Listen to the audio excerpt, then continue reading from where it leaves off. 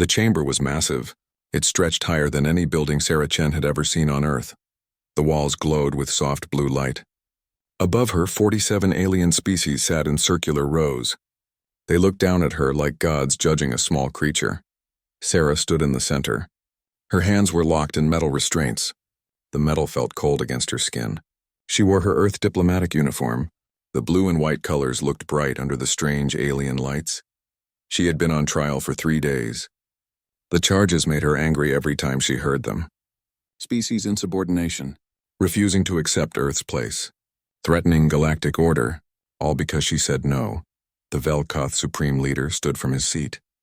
He was tall and thin. His skin looked like gray stone. His 4 eyes glowed red in the dim light. When he spoke, his voice filled the entire chamber. "Ambassador Sarah Chen of Earth," he said, "you have been found guilty. The Galactic Council has decided your punishment." Sarah lifted her chin. She would not look down. She would not show fear. "Humanity must learn its place," the Velkoth continued. "For 200,000 years, this council has maintained peace. Every species has a role. Every species must obey. You refuse the role given to your kind." Sarah remembered that day clearly. The day they told Earth what humans would be. Class 7 labor species, workers, servants, forever. She had stood in the same chamber and said one word. No. The council had been shocked. No species had ever refused their role before. The Velkoth explained that humans were too dangerous otherwise, too creative, too unpredictable, too willing to fight. Sarah had smiled at that. She told them that was exactly why humans would never be slaves. The council did not like her smile. They did not like her words, and they definitely did not like that she was right. "The sentence is death," the Velkoth announced. "You will be executed as an example. Let all species see what happens to those who challenge galactic law." Around the chamber, most aliens looked away. A few looked sad. But none spoke against the decision. Sarah understood. They were all afraid. The Velkoth had ruled this galaxy for so long that no one remembered how to be free. Guards came forward. They were Kreshta warriors, big creatures with thick armor and no faces that Sarah could see. They grabbed her arms. They lifted her toward a platform in the center of the room. On the platform sat a strange machine. It hummed with energy. Sarah knew what it was. A molecular disintegration field. It would break apart every atom in her body. It would be quick, but it would be final. The guards locked her into position. Metal bands wrapped around her chest and legs. She could not move now. The machine began to power up. The humming got louder. "Do you have final words?" the Velkoth asked. His voice sounded almost bored. Sarah took a deep breath. She looked up at all the cameras. She knew this was being broadcast everywhere, to every world in the council. And most importantly, to Earth. Earth was 400 light years away. They would see this broadcast in a few hours. The quantum relay made it possible. Sarah had made sure of that. Her death would reach home. Her final message would be heard. "Yes," she said. Her voice was strong. "I have words for Earth, for my people." She looked directly into the main camera. "They fear what we can become," Sarah said. "They kill me because they know the truth. Humans are not meant to serve. We are not meant to kneel. We are meant to rise. They see our potential and it terrifies them." The Velkoth made a gesture. The machine powered up faster. "Don't let my death be meaningless," Sarah shouted. "Don't bow to them. Don't accept their chains. Show them who we are. Show them what humanity means." The energy field activated. Blue light surrounded Sarah. She felt her body starting to dissolve. There was no pain, just a strange feeling of floating, of becoming less solid. In her final moment, Sarah smiled. She had done her job, not as a diplomat, as a messenger. Earth would know what happened here. They would know the truth about the Galactic Council. And they would respond. Sarah Chen stopped existing. The chamber was quiet. The Velkoth sat back down. He looked satisfied.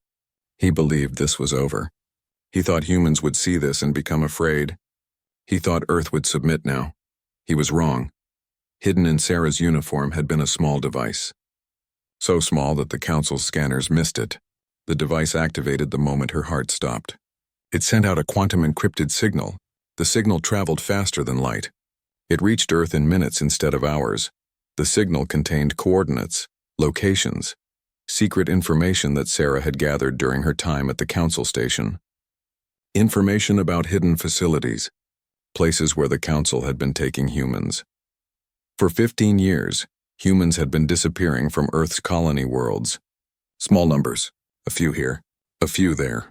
Earth had suspected the council, but they had no proof. Now they did. The signal also contained research data, stolen files from council computers, files that showed what the council was doing to the missing humans, medical experiments, genetic testing, trying to understand what made humans different, trying to find ways to control them. Sarah had known she would die. She had known for weeks. The trial was just theater. The council had decided her fate long before. So she used her time wisely. She gathered evidence. She found the truth, and she made sure it would reach Earth. The signal reached Earth's Defense Council headquarters in Geneva. Alarms started ringing. Officers rushed to their stations. Within minutes, every human leader in the solar system was being contacted. Emergency protocols activated. In his office, General Marcus Webb received the signal. He read through the data. His face went dark with anger. His hands formed fists. He had known Sarah. She had been a friend, a good person, and they killed her. But that was not the worst part.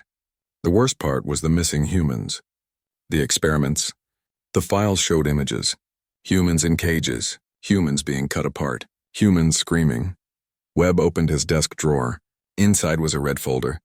He had hoped to never open it. The folder was labeled Protocol Ultima. It was a plan made in secret. A plan for if first contact went wrong. A plan for war. He picked up his phone. He called the president. He called the UN secretary. He called the military commanders of every nation. He told them all the same thing. It's time, he said. Activate Protocol Ultima. On the council station, the Velkoth did not know what was coming. He sat in his chamber and felt pleased with himself. He believed the problem was solved. Humanity would fall in line now. They would accept their place like all the others. But 400 light-years away, Earth was moving. Ships were being prepared. Weapons were being loaded. Soldiers were saying goodbye to their families. Scientists were finalizing secret projects that had been hidden for years. Sarah Chen's death would not be meaningless. It would be the spark. The beginning of something the galaxy had never seen. The Galactic Council had ruled for 200,000 years. That rule was about to end. Humanity was coming. And they were not coming to talk. The UN Emergency Assembly Hall in Geneva was packed. Every seat was filled. Representatives from 195 nations sat waiting. The air felt thick with tension. Outside the building, protesters gathered. Some held signs demanding peace. Others demanded war. President Amara Okafor stood at the podium. She was a tall woman from Nigeria. Her face showed no emotion, but her hands gripped the sides of the podium tightly. She had not slept in 2 days. None of them had. Behind her, large screens showed Sarah Chen's execution. The video played on repeat. They had all watched it dozens of times now. Each time it made them angrier. Members of the assembly, Okafor began. Her voice was steady. 3 days ago, Ambassador Sarah Chen was executed by the Galactic Council. Her crime was refusing to accept humanity as a slave species. The room stayed quiet. Everyone already knew this. They had seen it happen. The whole world had seen it, but that is not all, Okafor continued. Ambassador Chen sent us information before her death. Information that changes everything. She pressed a button. The screens changed. Now they showed documents, files, images. The representatives leaned forward to see better. For 15 years, the Council has been abducting our people, Okafor said. Small numbers from our colony worlds. We suspected this. Now we have proof. These are the locations of their research facilities. These are images of what they have been doing to our people. The images on the screen made people gasp. Humans in cages. Medical equipment. Surgical tables.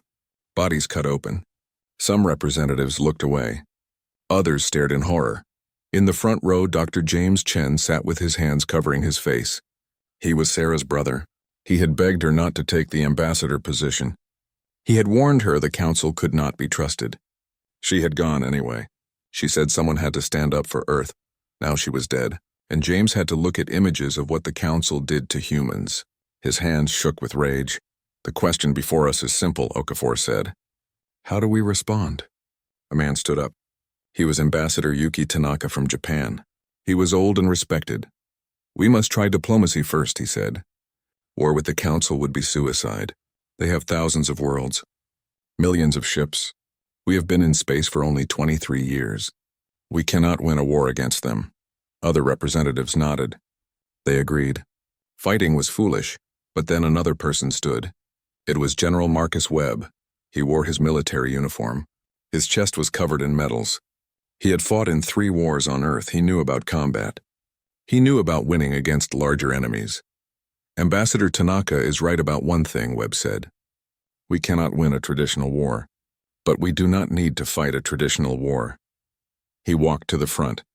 He pulled out a red folder. He placed it on the podium. "This is Protocol Ultima," he said. "It was created in secret 10 years ago, after first contact. Some of us worried that the aliens might not be friendly. We were right to worry." He opened the folder.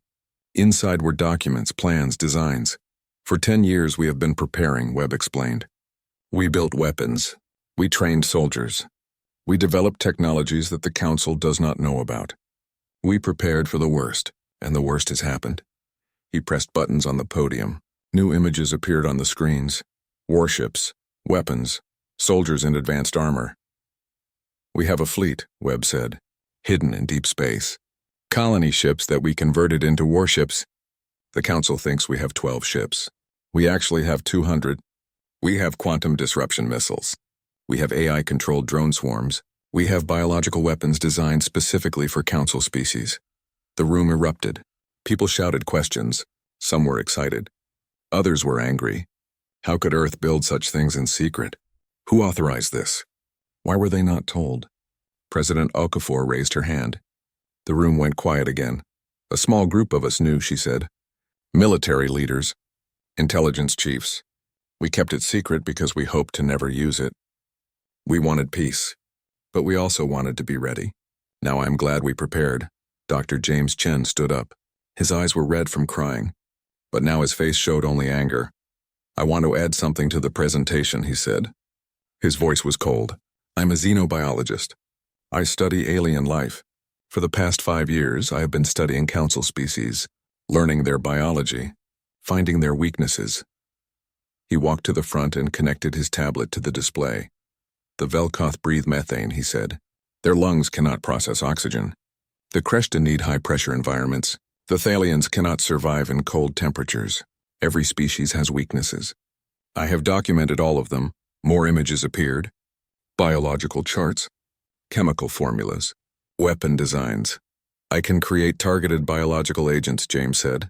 "Viruses that only affect specific species. Gases that are harmless to humans but deadly to them. If the Council wants to experiment on us, then we can experiment on them." The room went very quiet. What James was describing was terrifying. Genocide weapons. But many representatives were nodding. After seeing what the Council did to humans, they wanted revenge. Ambassador Tanaka stood again. He looked troubled.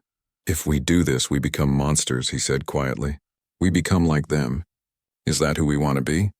President Okafor looked at him. Her face was sad but determined. "They executed our ambassador," she said. "They experimented on our people. They want to make us slaves. If we do nothing, they will destroy us. If we fight, we have a chance. Maybe we become monsters, but at least we survive." She looked around the room. "We will vote," she said. 3 options. First, try diplomacy and accept whatever the Council decides. Second, fight back using Protocol Ultima. Third, abstain from choosing. The vote was called. Electronic boards lit up as nations made their choices.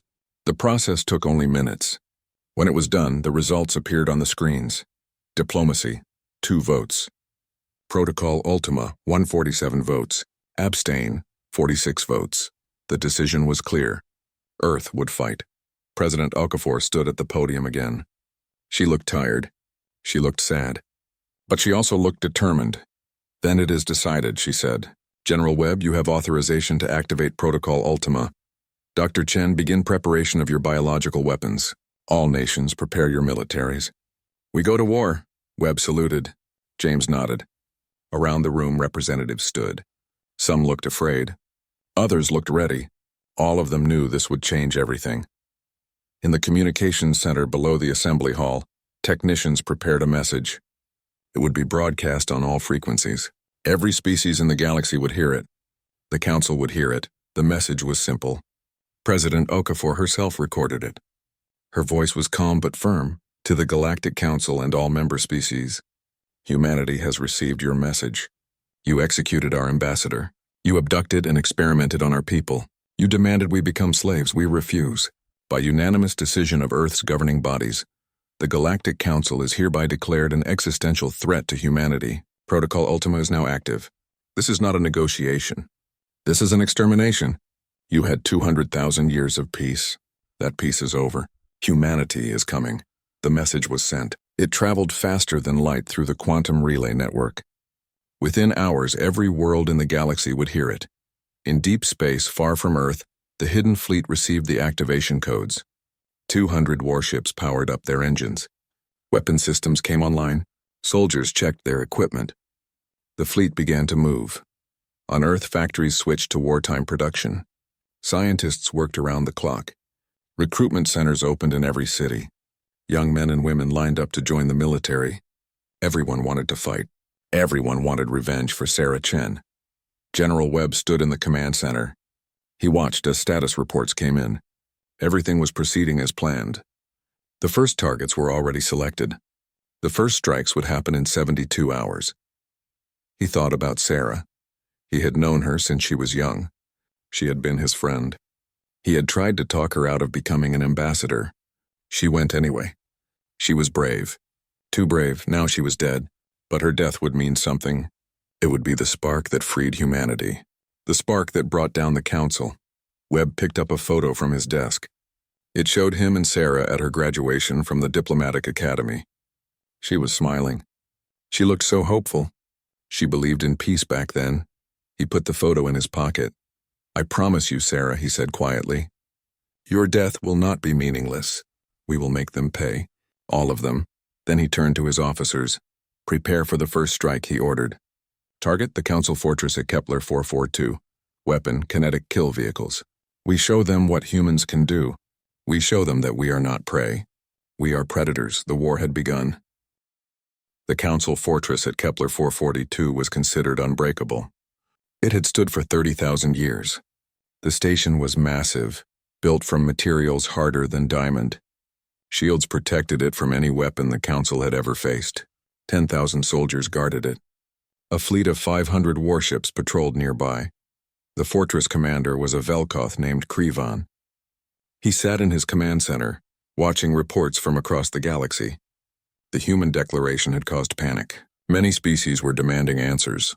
They wanted to know why the Council had executed the human ambassador. Krivan did not care about the panic. Humans were a young species. They had been in space for barely 20 years. They had only a few ships. They could do nothing against the Council's power. This war would be over in days. His second officer approached. She was nervous. "Commander," she said, "long-range sensors have detected something. Multiple objects approaching at high speed." Krivan looked at the display. He saw the markers. 12 objects. Moving fast. "Too fast. What is their velocity?" he asked. "0.9c, she replied. Krivan felt cold fear. 0.9c meant 90% of light speed. Nothing should be able to move that fast. Not ships. Not missiles, nothing. "Time to impact?" he demanded. 4 minutes, she said. Krivan stood. He activated the station-wide alert. "All shields to maximum. All defensive weapons engage. Get the fleet between us and those objects." The fortress came alive. Shields powered up. Weapons turned toward the incoming objects. The patrol fleet moved into defensive positions. Everyone waited.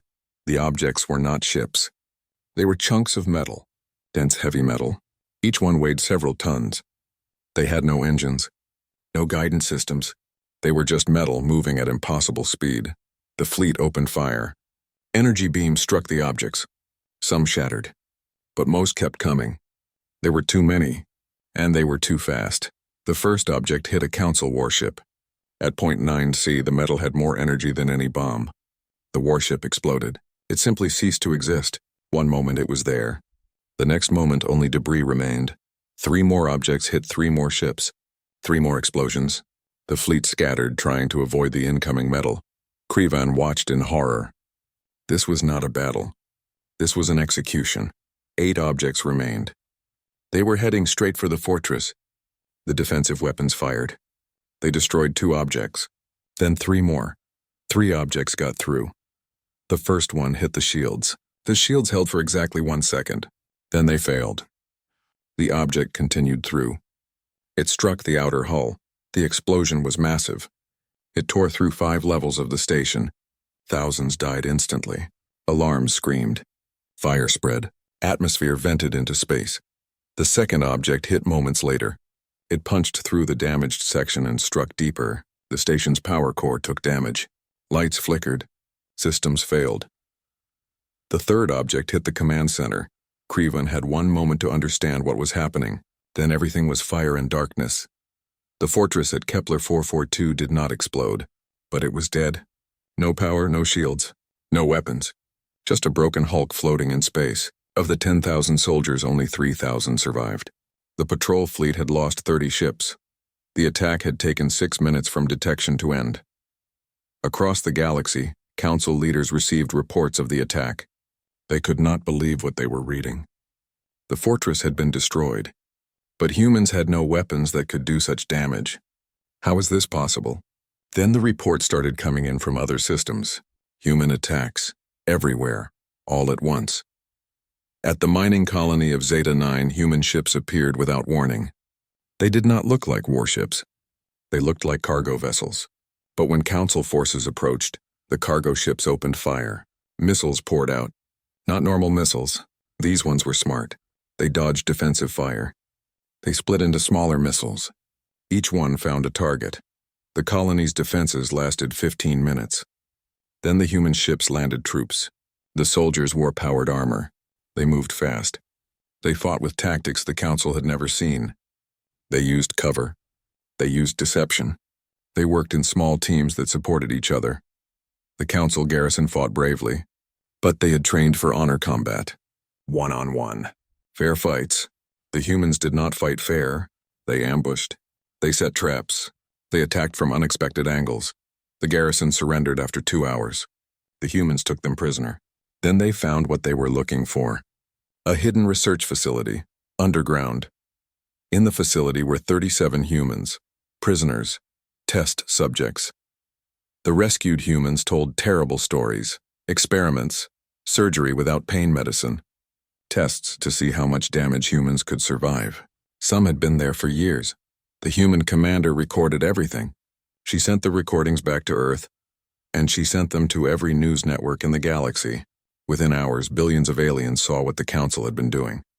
At the trading station Nexus 7, humans did something different. They did not attack. Instead, they hacked. Human computer experts broke into the station's network. They uploaded a virus. The virus shut down life support in the Velkoth quarters.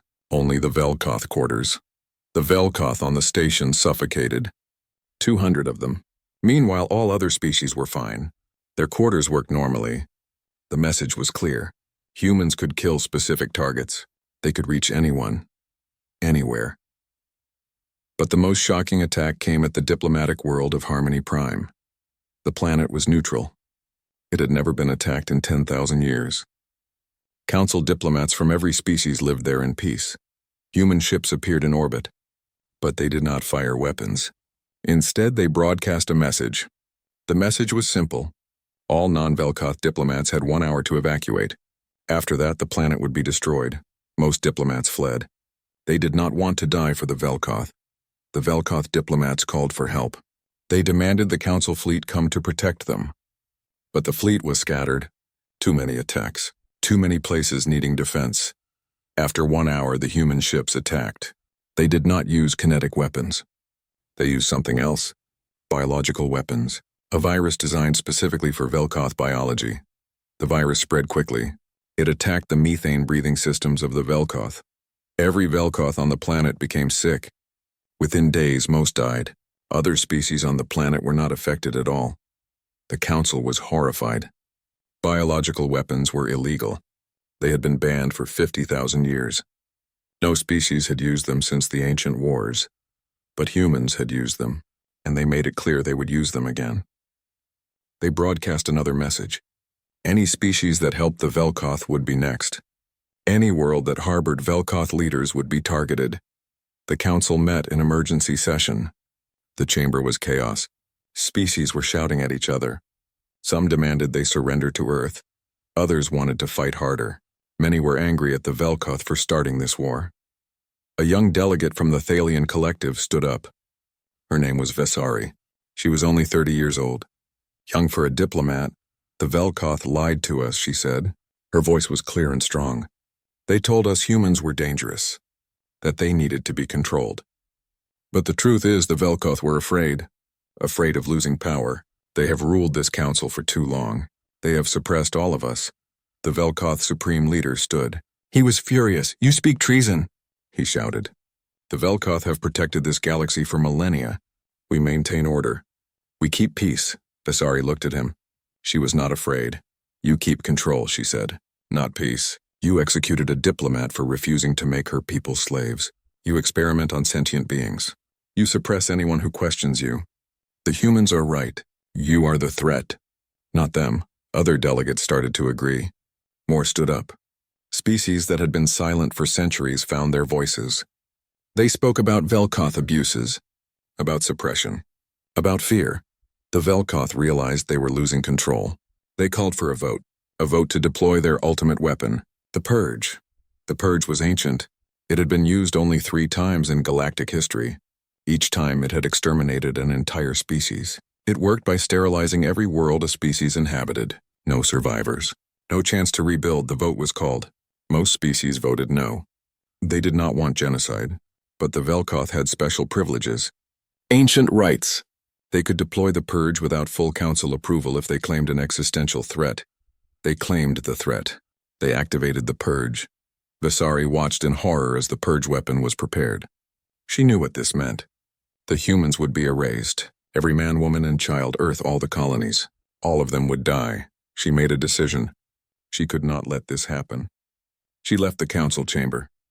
She went to the communication center. She sent a message, an encrypted message, to Earth. The message contained everything. The location of the Purge weapon. How it worked. When it would be deployed. She was committing treason. She knew the punishment. But she did not care. The message also contained something else. Contact information. 6 other species wanted to help. They wanted to end Velkoth rule. They wanted to fight alongside humanity. They called themselves the Coalition of 7. The war was about to change. It was no longer just humanity against the Council.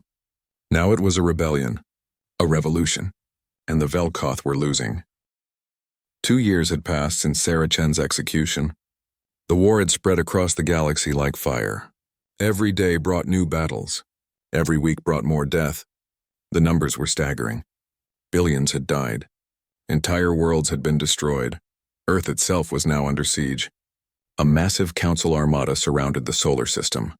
3,000 ships, the largest military force ever assembled in galactic history. They had one goal: destroy humanity's homeworld. General Marcus Webb stood in the command center on Earth's moon. The room was dark except for the glow of screens. Each screen showed another battle, another desperate fight. Earth's defenders were outnumbered 10-1, but they were not giving up. Captain Lisa Nakamura's voice crackled over the radio. She was leading the fighter squadrons. Her ship was damaged. She had been flying for 12 hours straight. They are coming through Sector 7, she reported. I count 200 ships. We cannot hold them all. Webb looked at the tactical display. She was right. There were too many. The defense was failing. Deploy the lunar cannons, he ordered. Target their capital ships. All batteries fire at will. The moon had been converted into a weapons platform. Massive railguns covered its surface. They fired now. Metal slugs launched into space at incredible speed. Several council ships exploded. But more kept coming. President Okafor entered the command center. She looked older than she had 2 years ago. The war had aged everyone. She had just come from the surface. From the bunkers where millions of civilians hid. How long can we hold? She asked Webb. Webb did not lie to her. They had been through too much for lies. Maybe a day, he said. Maybe less. They have too many ships. We are winning every tactical battle but losing the strategic war. We are simply outnumbered. Okafor nodded slowly. She had known this might happen. They all had the other colonies? She asked. Mars is holding. The asteroid belt stations are still fighting. But the outer colonies are gone. New Perth, Proxima, Tau Ceti, all destroyed. We evacuated who we could, but millions died. Okafor closed her eyes. New Perth had been her first posting as a young diplomat. She had friends there. Had. Past tense now. Then the room went quiet. A new alarm was sounding. A priority alert. Webb turned to his screens. What he saw made his blood run cold. Long-range sensors have detected something, an officer reported. A massive object. Moving toward the solar system, it is huge. Bigger than anything we have ever seen. Webb pulled up the sensor data. The object was enormous. The size of a small moon. And it was heading straight for Earth. What is it? Okafor asked. A message appeared on the screens. It was from Vasari of the Coalition. Her face looked terrified. It is the Purge, she said. The Velkoth have deployed it. It is targeting Earth. Estimated time to arrival 72 hours. I am so sorry. We tried to stop them. We failed. The room was silent. Everyone knew what the Purge meant. Total extinction. Every human. Every animal. Every plant. All life on Earth would end. And there was no defense against it. The Purge could not be stopped by weapons. It could not be blocked by shields. Webb sat down heavily. After 2 years of fighting, after all the victories, after all the sacrifices, it was going to end like this. Humanity would be erased. No, Okafor said. Her voice was firm. We are not done yet. She turned to Webb. Operation Prometheus. Is it ready? Webb looked at her. Operation Prometheus was the final component of Protocol Ultima. The last option, the Doomsday Plan. He had hoped they would never need it. It is ready, he said quietly. But if we use it, there is no going back. The entire galaxy will be at risk. If we do not use it, humanity dies, Okafor said. Activate it. Webb gave the order. Across the galaxy, hidden devices activated. For 2 years, human agents had been planting them. Small quantum bombs. Thousands of them. In council space stations, on military bases, near government buildings. The bombs were linked by quantum entanglement. If one detonated, they all would. The bombs did not need to explode. They just needed to exist. Their presence was the threat. Humanity sent a message to every council world. To every species. The message was simple: if Earth dies, we all die. If the Purge destroys humanity, the quantum bombs will detonate. Thousands of council worlds will be destroyed. Billions of your people will die with us. This is not a bluff. The bombs are real. The locations are attached to this message. You have 72 hours to stop the Purge, or we all burn together. The galaxy erupted in panic. Council species rushed to verify the bomb locations. They found them. All of them, real, active, ready to explode. The Coalition of 7 acted immediately. Vessery called for an emergency council session.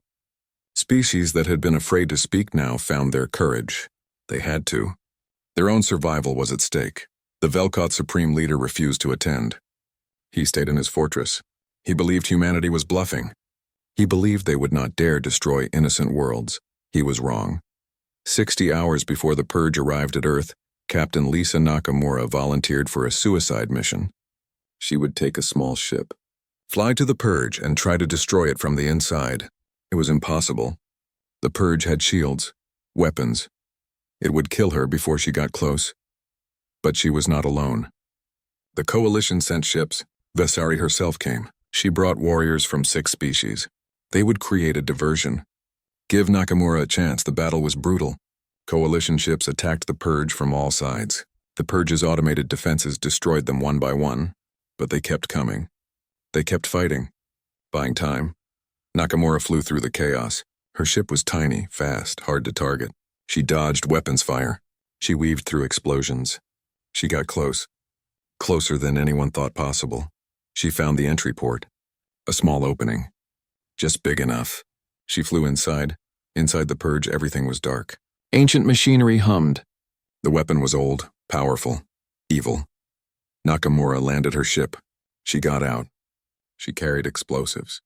Enough to destroy the core. She ran through corridors. The Purge knew she was there. It sent defense drones. She fought them. Destroyed them. Kept running. She reached the core. It was massive. A sphere of dark energy. She set the explosives. She activated the timer. 5 minutes, she ran back to her ship. But more drones had arrived, too many. She would not make it.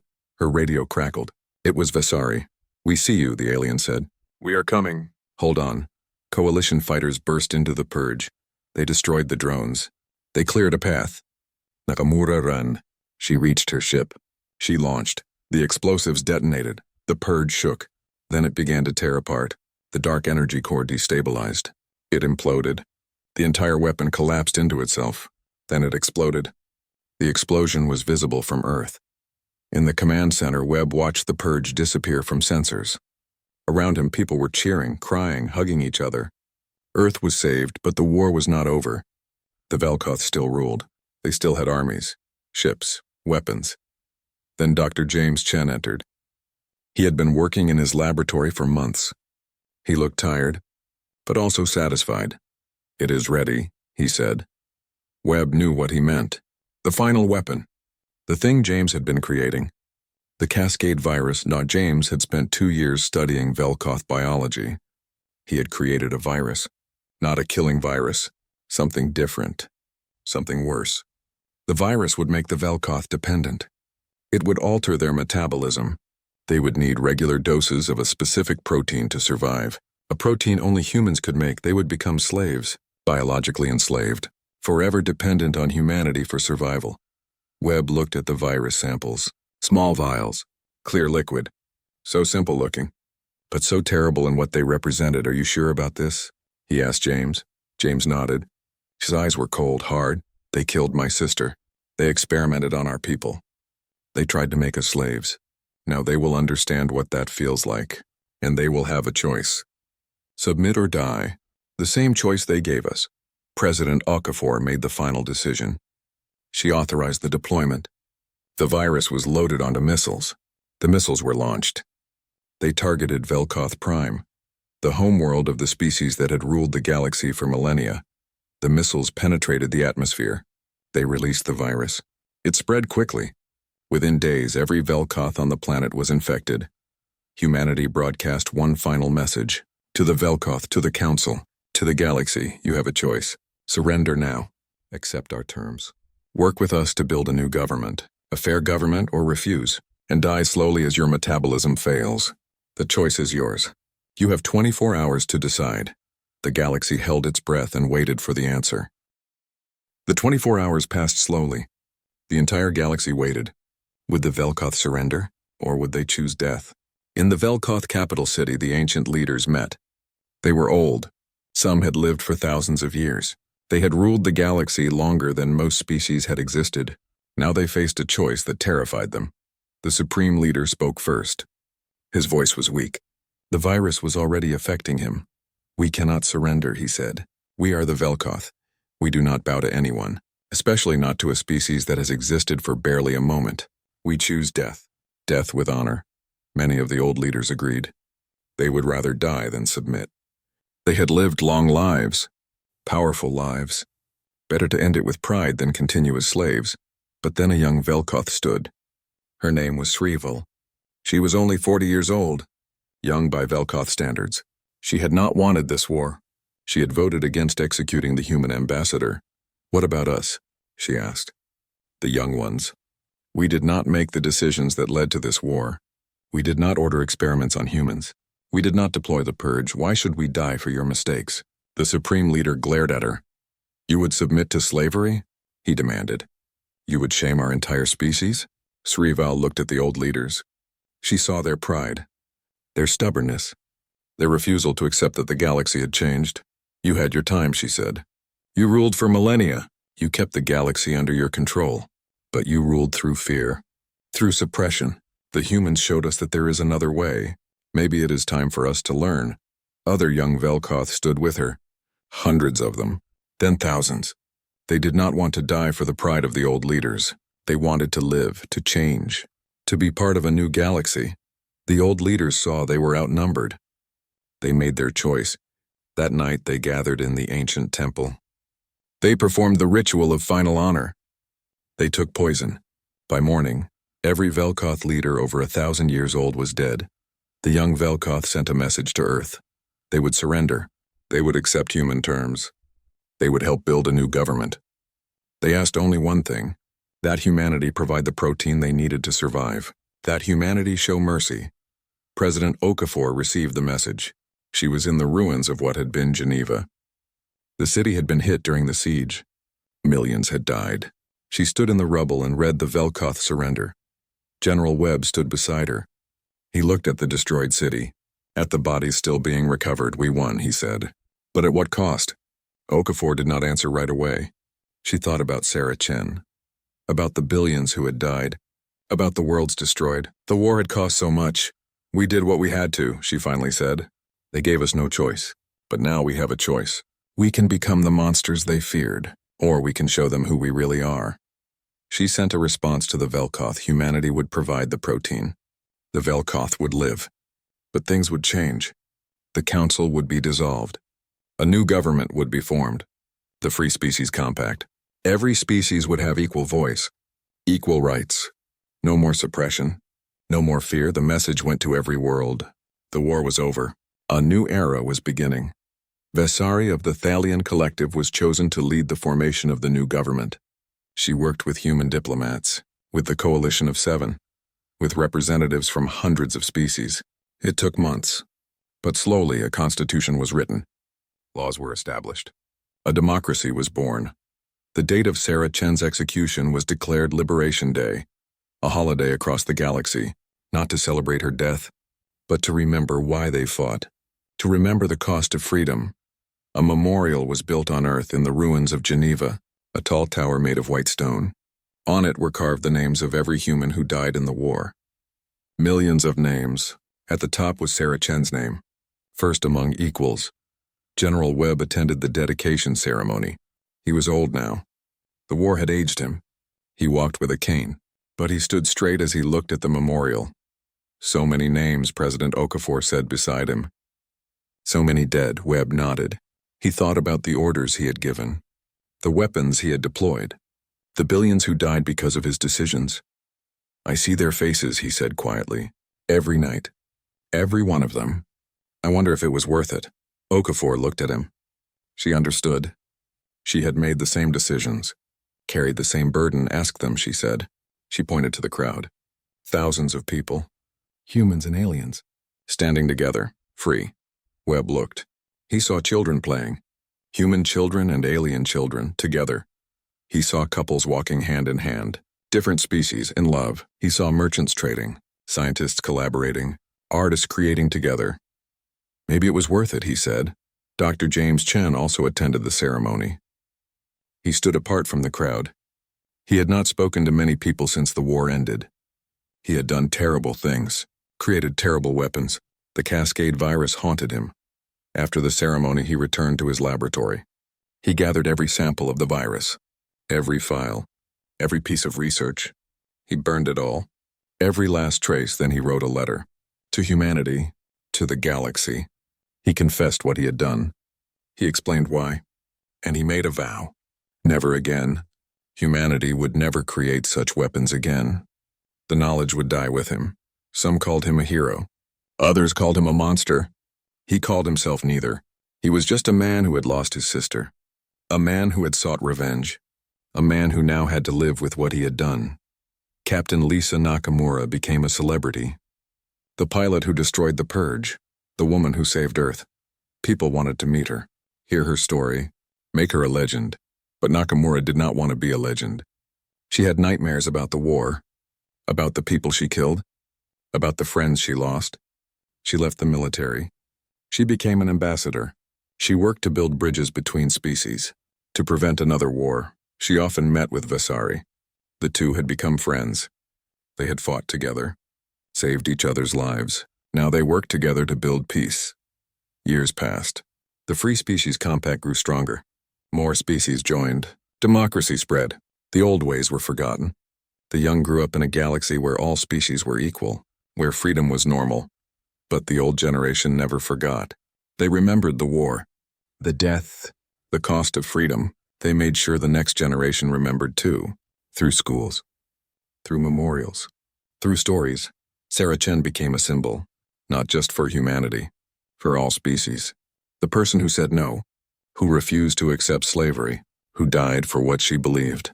Her last words were taught to every child. They fear what we can become. Do not let my death be meaningless. On the 50th anniversary of Liberation Day, James Chen returned to Geneva. He was old now, sick, dying. But he wanted to see the memorial one more time. He stood before Sarah's name. He touched the stone, cold, permanent. I am sorry, he whispered. I'm sorry for what I did, for what I became. But I want you to know something. We won, not just the war. We won the peace. We built something better, something you would be proud of. He pulled out an old diary, Sarah's diary. He had kept it all these years. He opened it to the last entry, the one she wrote before she went to the council. Before they killed her, he read it aloud, his voice shaking. If they kill me, do not seek revenge. Seek justice, not just for humanity, but for every species they have suppressed. Show them that we are not the monsters they fear. We are the reckoning they deserve. But when you win, and I believe you will, remember this. Victory is not about domination. It is about liberation. Free everyone, including them. James closed the diary. Tears ran down his face. We did it, Sarah, he said. We freed them all. Even the Velkoth, even our enemies. We became exactly what you wanted us to be. Not monsters, liberators. He placed the diary at the base of the memorial. A gift, a final goodbye, then he walked away. Into the city. Into the crowd of humans and aliens. All living together, all free, all equal. The protocol Ultima had been about extermination, about destroying the enemy completely. But humanity had changed the protocol. They had shown mercy. They had chosen justice over revenge. They had freed the galaxy instead of conquering it. Sarah Chen had died. But her dream lived. In every free world, in every equal voice, in every species that no longer feared the powerful. The Galactic Council was gone, replaced by something better, something earned through blood and sacrifice, through courage and mercy, through the determination of one woman who said no, and a species that refused to let her death be meaningless. The galaxy was free, and humanity had proven what they were, not monsters, not conquerors, but liberators, the reckoning the galaxy deserved.